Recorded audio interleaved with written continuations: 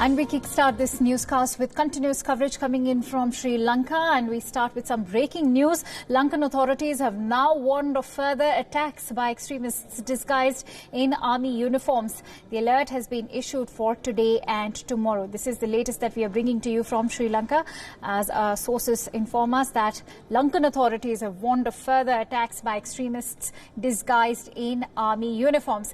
And the alert has been issued for today and tomorrow, as the island nation remains on high alert. And to bring us more details on this news story, I'm joined in by Siddhant Sibal, who joins us live from New Delhi. Remember, Siddhant has been tracking all the latest developments in Sri Lanka. He was in the island nation just a few days ago. Siddhant, what is the latest that you are picking on this news report? The latest is the fact that the threat level regarding any imminent attack is considerable in Sri Lanka. In fact, a document has been released by one of the MPs in the parliament, in the Sri Lankan parliament, stating that there might be attacks with terrorists disguised in a uniform, the uniform of the security personnel there. We know that there was a shootout in an eastern city of Sri Lanka, Ampara, in which 15 people died, including 6 children. This shows that the threat is not only high, the threat is really, really strong. We also know that because of the threat, several missions in Colombo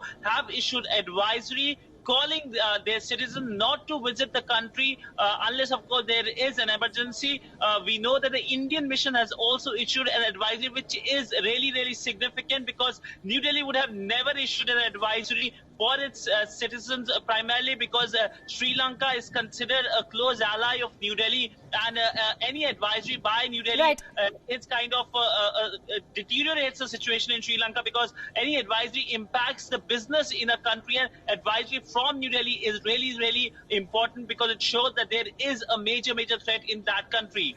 Clearly, these advisories go on to actually highlight how tense the situation in Sri Lanka is. My next question to you is, Siddhant, that, how is the ISIS link getting more conspicuous by the day? Today also we learned that 2 more suspects had been nabbed.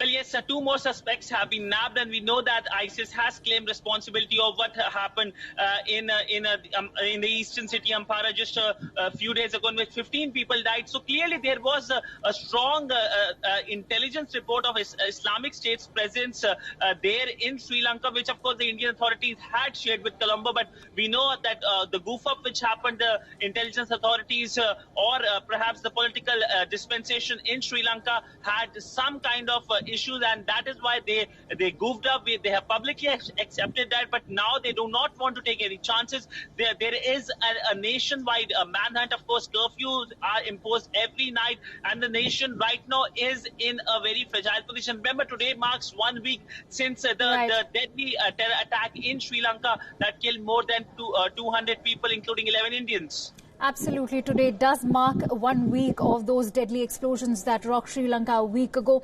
And certainly the island nation is cracking down heavily on all these terror links. For now, thank you so much, Siddhant Sibal, for bringing us the latest on Sri Lanka.